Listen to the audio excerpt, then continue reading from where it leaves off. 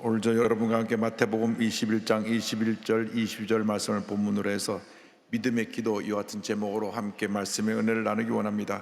제목을 한번 크게 따라 주시기 바랍니다. 믿음의 기도. 믿음의 기도. 오늘은 5월 5일 어린이날입니다. 어린이들은 우리의 미래이며 희망입니다. 우리 아이들이 주님 안에서 영육간에 건강하게 잘 자랄 수 있도록 사랑의 관심과 돌봄을 소홀히하지 않아야 될 것입니다. 근데 그 중에 가장 중요한 것이 자녀를 위해서 기도하는 것입니다. 오늘 제가 여기 설 수 있게 된 것도 저희 어머니께서 평생 저를 위해서 눈물로 기도해 줬기 때문에 그 기도의 은혜 가운데 제가 여기까지 오게 됐습니다. 부모님의 기도가, 특별히 어머님의 기도가 자녀의 운명을 바꿔놓습니다. 하나님의 놀라운 은혜와 축복 가운데로 그 삶을 인도하는 것입니다. 그러므로 자녀를 위한 기도를 절대 소홀히 하지 않게 되기를 바랍니다. 기도는 모든 믿는 사람들이 주신 놀라운 축복이요 특권입니다. 우리는 기도를 통하여 전능하신 하나님께 가까이 나갈 수가 있습니다. 하나님은 언제나 우리의 기도에 귀를 기울이시고 우리의 간절한 기도에 응답해 주시는 것입니다. 시편 66편 19절로 20절을 말씀합니다. 그러나 하나님이 실로 들으셨으며 내 기도 소리에 귀를 기울이셨도다. 하나님을 찬송하리로다. 그가 내 기도를 물리치지 아니하시고 그의 인자심을 내게서 거두지도 아니하셨도다. 하나님께서 우리 기도를 실로 들으시고 그 기도를 응답하신다고 말씀하고 있습니다. 하나님 앞에 인정받는 기도의 사람들이 다 되기를 바랍니다. 어떻게 우리가 응답받는 기도를 드릴 수가 있느냐? 첫째로 우리는 하나님의 말씀에 근거한 기도를 드려야 됩니다. 하나님의 말씀에 근거하여 기도할 때 우리에게 응답이 다가오는 것입니다. 나아가서 하나님의 뜻에 합한 기도를 드려야 되는 것입니다. 내 뜻, 내 삶의 만족과 유익을 위한 기도는 어떤 때는 응답이 되고 어떤 때는 응답이 안 됩니다. 왜? 하나님의 뜻과 어긋날 때는 절대 응답이 안 되는 것입니다. 그래서 늘 하나님 뜻에 합한 기도를 드리게 되기를 바랍니다. 나가서 우리는 믿음의 기도를 드려야 됩니다. 믿음의 기도. 기도할 때, 믿음을 갖고 기도할 때 응답에 다가오는 것입니다. 그냥 들어주시면 좋고 안 들어주시면 아니고 하면 그 기도는 응답이 안 됩니다. 우리가 믿음을 갖고 사정결단의 기도를 드리면 하나님의 은혜와 축복이 임하게 되는 것입니다. 예수님께서 베다니에서 예루살렘에 올라가실 때의 일입니다. 그때 예수님이 시작하시던가 봐요. 그래서 올라가시다가 예루살렘 입구에 잎이 무성한 무화과나무를 보시고 열매가 있나 나무를 헤쳐보셨습니다. 무화과나무는 1년 내내 열매가 맺히는 나무입니다. 그런데 잎은 무성한데 열매가 하나도 없었습니다. 그래서 예수님께서 이와 같이 말씀하셨습니다. 마태복음 21장 19절입니다. 길가에서 한 무화과나무를 보시고 그리로 가사 잎사귀밖에 아무것도 찾지 못하시고 남에게 이르시되 이제부터 영원토록 내가 열매를 맺지 못하리라 하시니 무화과나무가 곧 마른지라.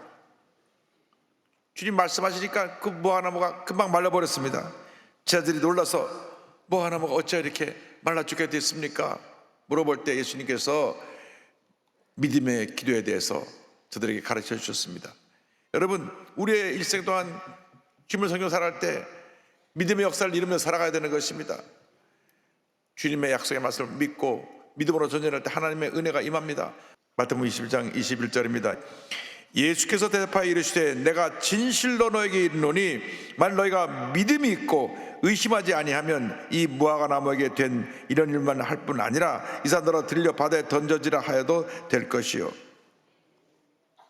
믿음의 기도가 기적을 가져오는 것입니다. 하나님은 언제나 믿음의 사람과 함께 일을 하십니다. 성경을 보면 단 한 번도 믿음이 없는 사람과 함께 일하신 적이 없습니다. 하나님은 믿음의 사람, 절대 긍정의 사람과 일을 하셨지 불신앙의 사람, 입만 열면 불평하는 사람하고는 일하신 적이 없습니다. 우리가 예수 믿고 나서 믿음의 삶을 살아야 되는 것입니다. 믿음의 사람이 되어야 되는 것입니다. 하나님이 기뻐하신 믿음의 사람이 될 때 위대한 역사가 나타나게 되는 것입니다. 우리가 좀 부족하고 연약하고 실수도 있고 그래도 믿음의 삶을 살아가면 하나님이 우리의 믿음을 보시고 역사하시고 은혜를 내려 주십니다. 하나님께 인정받는 믿음의 사람들이 되시기를 주님의 이름으로 축원합니다. 아브라함은 실수가 많은 사람이었습니다. 그런데 하나님께서 그의 실수를 보지 않았습니다. 그의 문제를 보지 않았습니다. 그의 연약함을 보지 않았습니다. 오직 그의 믿음을 보시고 그를 믿음의 조상으로 세워주셨던 것입니다. 하나님께 인정받는 믿음의 사람들이 되기를 바랍니다. 로마서 4장 18절은 말씀합니다. 아브라함이 바랄 수 없는 중에 바라고 믿었으니 이는 내 후손이 이같으리라 하신 말씀대로 많은 민족의 주상이 되게 하려 하심이라. 아브라함은 바랄 수 없는 중에 바라고 믿음으로 100세에 아들을 얻게 되었습니다. 믿음이 기적을 만들어낸 것입니다. 인간적으로 생각할 때 100세에 우리가 아이를 얻을 수가 없습니다. 그런데 아브라함은 하나님의 말씀을 붙잡고 그 약속 말씀을 믿음으로 말미암아 이 놀라운 기적을 체험하게 된 것입니다. 우리에게 필요한 것이 바로 이 믿음입니다. 하나님께 인정하시는 믿음의 사람들이 되길 바랍니다. 예수 믿고 나서 우리가 믿음으로 살지 못하면 어떠한 하나님의 은혜와 축복 가운데 거할 수가 없습니다. 입을 열면 불평하고 원망하는 사람들은 불평과 원망으로 되는 일이 없고 문제만 그 삶을 둘러싸게 될 것입니다. 그러나 우리가 입을 열 때 감사하고 믿음의 고백을 하고 절대근정 절대감사로 나가면 놀라운 일이 일어나는 것입니다. 히브리서 11장 6절을 말씀합니다. 믿음이 없이는 하나님을 기쁘시게 하지 못하나니 하나님께 나아가는 자는 반드시 그가 계신 곳과 또한 그가 자기를 찾는 자들에게 상 주시는 이심을 믿어야 할지니라. 하나님께서 언제나 믿음의 사람과 함께 하심으로 말미암아 그 믿음의 사람을 통해 하나님께서 놀라운 일을 이루시는 것입니다. 예수님께서 친히 말씀하셨습니다. 요한복음 14장 12절입니다. 내가 진실로 진실로 너에게 이르노니 나를 믿는 자는 내가 하는 일을 그도 할 것이요 또한 그보다 큰 일도 하리니 이는 내가 아버지께로 감이라. 지금도 하나님께서 믿음의 사람을 통하여 놀라운 일을 이루고 계십니다. 여러분, 하나님의 기적을 체험하기 원하십니까? 여러 가지 문제 가운데 속기 문제에서 노예를 받고 하나님의 은혜 가운데 거하기를 원하십니까? 믿음의 사람이 되기를 바랍니다. 절대로 원망하고 불평하지 말고 부정적인 생각은 품지도 말고 절대긍정 절대감사로 믿음으로 나가면 응답이 다가오고 기적이 다가오고 축복이 다가오는 것입니다. 유명한 기독교 작가인 존 비비오 목사님께서 이렇게 말씀하셨습니다. 믿음은 모든 것을 받는 열쇠다. 야고보 사도는 너희가 얻지 못하면 구하지 아니하기 때문이요라고 딱 잘라 말한다. 그리고 그가 말하는 구함이란 건성으로 구하는 게 아니라 단한 믿음으로 구하는 것이다. 하나님은 그 어떤 것도 아닌 오직 믿음에만 반응하신다. 믿음의 사람들이 되길 바랍니다.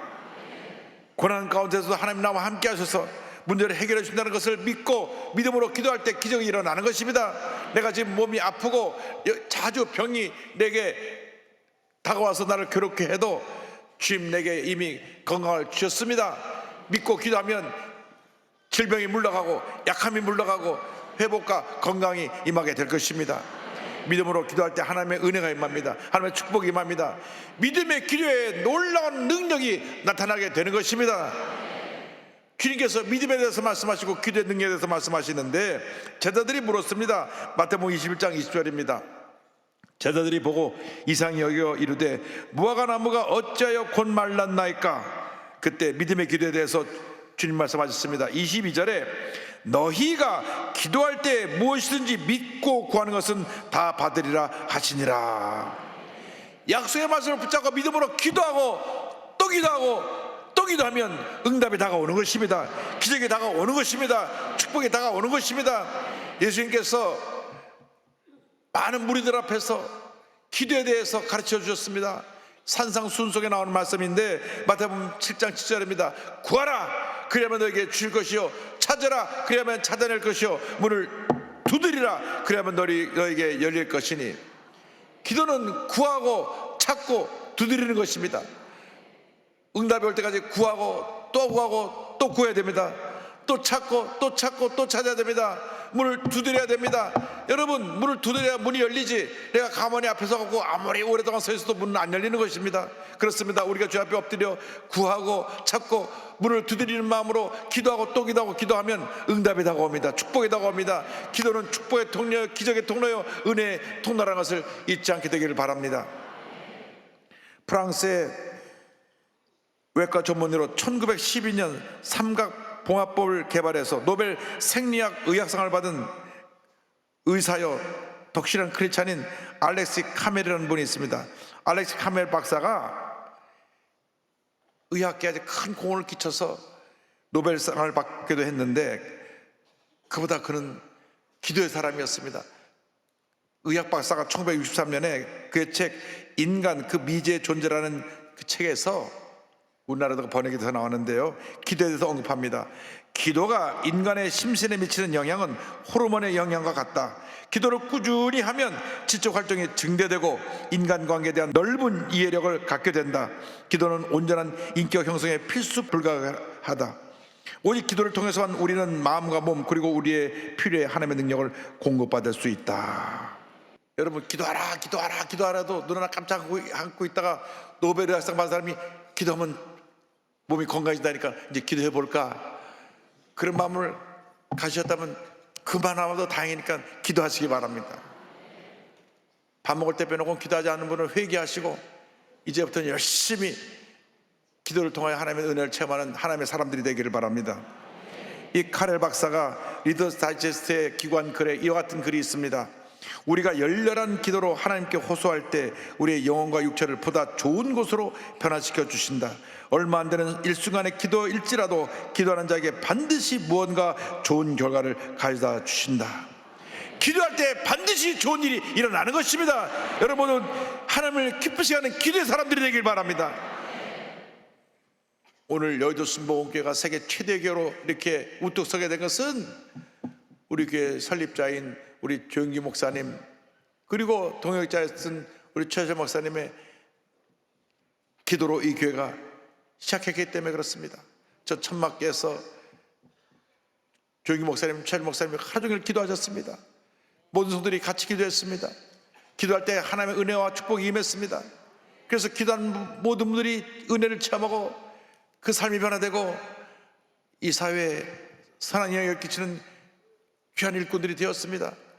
기도하는 장로님들, 기도하는 권사님들, 기도하는 성도님들, 기도하는 주회장님을 통하여서 오늘날 여의도 순복음교회가 세계 최대의 교회로 자리 잡게 된 것입니다.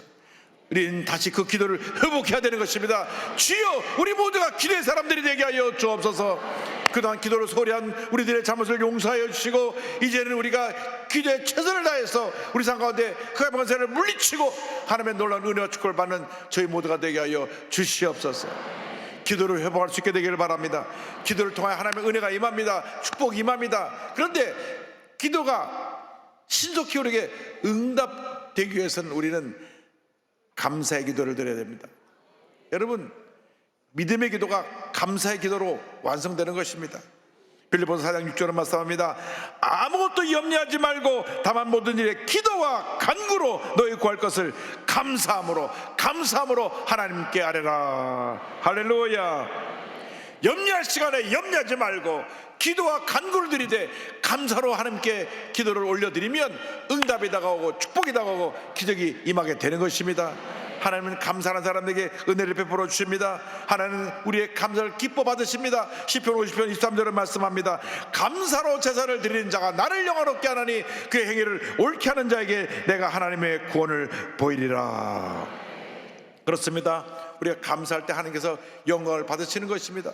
우리 그리스도인들의 신앙의 3대 요소가 기쁨, 기도, 감사입니다. 그래서 데살로니가 교회에 보낸 편지 가운데 결론 부분에 데살로니가전서 5장 16절로 18절에 이와 같이 말씀합니다. 항상 기뻐하라, 쉬지 말고 기도하라, 범사에 감사하라. 이것이 그리스도 예수 안에서 너를 향하신 하나님의 뜻이니라. 하나님의 명령입니다. 기뻐해야 되고 기뻐하지 않아도 되는 것이 아니라 항상 기뻐하라입니다. 어려워도 기뻐하고 답답해도 기뻐하고 괴로워도 기뻐하고 또 기뻐하면 하나님의 은혜가 임하게 되는 것입니다. 쉬지 말고 기도해야 되는 것입니다. 문제가 생겼을 때, 어려움 당할 때만 기도하지 말고 날마다 매 순간마다 내 개인, 가정, 생활, 자녀, 범사에서 기도하고 또 기도하고 기도하면 반드시 좋은 일이 일어나게 되는 것입니다. 내 삶에 끊임없이 문제가 있고 어려움이 있다면 내 기도 생활을 돌아봐야 되는 것입니다. 내 삶에 끊임없이 문제가 있다면 내가 늘 내 마음에 기쁨과 감사가 있는지 우리 자신을 살펴보아야 되는 것입니다. 그래서 성경은 범사에 감사하라고 말씀합니다. 어려워도 감사하고 답답해도 감사하고 슬퍼도 감사하고 억울한 일 당해도 감사하고 감사하고 또 감사하고 또 감사하면 반드시 좋은 일이 일어나게 되는 것입니다. 이 감사에 대해서 멀린 캐러도스 목사님이 여러 책을 썼는데 지옥에서 찬송이라는 책도 쓰고 이 캐러도스 목사님의 간증을 보면 참 감사의 기적이 얼마나 우리에게 그리스도의 삶 속에 기도를 통해서 나타난지를 잘 알려주고 있습니다. 멀린 캐러도스 목사님이 군목으로 계실 때에 부대에 간 군인의 부인이 목사님께 상담하러 왔습니다. 남편이 날마다 밤이면 술에 취해서 술에 중독이 돼서 매일 밤 그냥 쓰러져 잠을 잔다고 하는 것입니다. 너무나 술 없이는 못 사는 그러한 남편에게 이제는 더 이상 이 남녀가 살 수 없다 생각을 하고 목사님께 상담하고 기도를 받으러 왔습니다. 그런데 상담을 하면서 목사님, 제게 무슨 말씀을 해도 다 좋지만 계속 같이 살라는 말씀을 하지 마세요. 이미 마음에 결심하라고 온 것입니다. 근데 캐러도스 목사님이 그 말씀을 들으시고 이렇게 말씀하셨습니다. 부인께서 남편과 함께 살든지 안 살든지 저는 상관하지 않습니다. 저는 그저 부인의 남편이 그런 사람이라는 사실에도 무조건 감사하기를 바랍니다. 감사할 때 하나님이 가장 좋은 방법으로 해결해 주실 것입니다.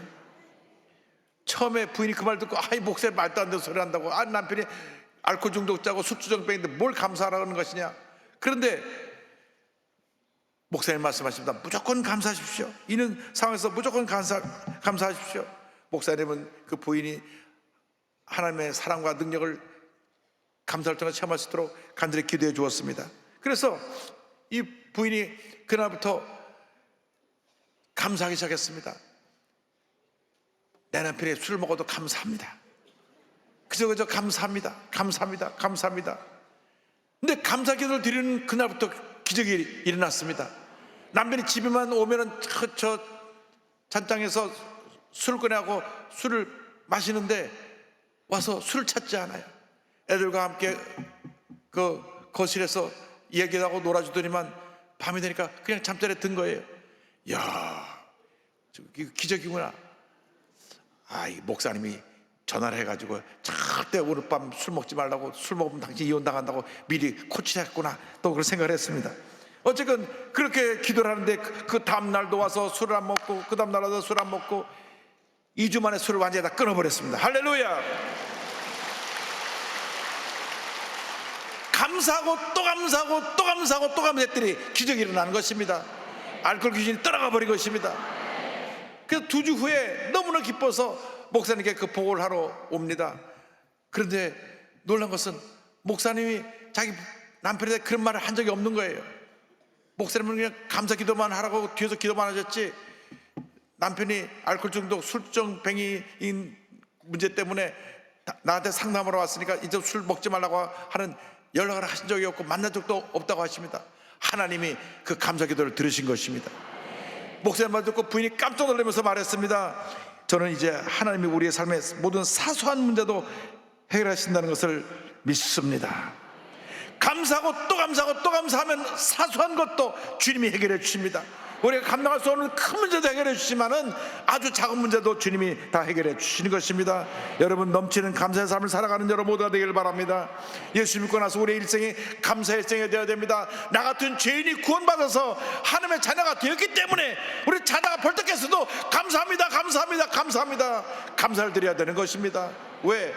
날 그대로 주님 내버려 두셨더라면 나는 죄 가운데 살다가 죄 가운데 죽어서 영원한 지옥 형벌에 들어갈 그런 형편의 사람인데, 웬일인지 날 구원해 주셔서 하나님 자녀 삼아주시고 죄 노예에서 하나님의 축복된 자녀로 만들어주시고 복된 인생을 살게 하시니 우리는 절대 감사인 것입니다. 절대 긍정, 절대 감사할 때 하나님의 은혜가 임합니다. 여러분, 입만 열면 감사합니다, 감사합니다, 감사합니다, 감사합니다, 감사합니다로 나가는 여러분 모두가 되기를 바랍니다. 왜 미국이 문제가 많은데 지금 하나님께서 미국을 붙들어주고 계시느냐? 그 미국 문화가 감사 문화이기 때문에 그렇습니다. 입만 열면 땡큐 땡큐 땡큐 땡큐. 저들은 감사로 삽니다. 여러분, 우리도 감사를 통해서 이 생을 변화시켜야 되는 것입니다. 미국이 기독교 정신에서 감사 문화를 만들었다고 하면 우리 순복음의 교인들이, 우리 한국 일천만 교인들이 감사를 통하여 이 대한민국의 문화를 감사 문화로 바꿔서 위대한 대한민국을 건설해 나가야 될 것입니다. 멀린 캐로드 목사님께서 이렇게 말씀하셨습니다. 나는 감사 찬양과 기도가 하나님과 의사소통하는 최고의 형식이라는 것과 언제나 우리 삶에 큰 힘을 불어넣어 주는 것임을 믿게 되었다. 하나님을 찬양하는 것은 우리가 기분 좋아서 하는 행동이 아니라 순종의 행위이다. 힘들고 어려운 상황 속에서도 강력한 의지로 찬양과 기도를 드려야 한다. 우리가 꾸준히 감사 찬양과 기도를 드리면 하나님의 능력이 우리와 우리 상황 안으로 나타나기 시작한다. 처음에는 하나님의 능력이 작은 물줄기같이 졸졸 흐르겠지만 나중에는 점점 불어나 물줄기를 이루어 마침내 우리를 홍수처럼 덮치고 오래된 상처와 흉터를 씻어낸다. 할렐루야! 우리 하나님께 모든 영광 돌립니다. 여러분, 기도의 사람이 되기를 바랍니다. 감사의 사람이 되기를 바랍니다. 절대 감사로 나가면 하나님께서 우리 삶 가운데 놀라운 은혜를 펼쳐주실 것입니다. 지금까지 어떤 삶을 살았던 것이 중요한 것이 아닙니다. 이 시간 결심하시기 바랍니다. 이 시간 이후로 나는 하나님 앞에 한평생 기도하며 살겠습니다. 감사하며 살겠습니다. 내 삶을 인도하여 주시옵소서.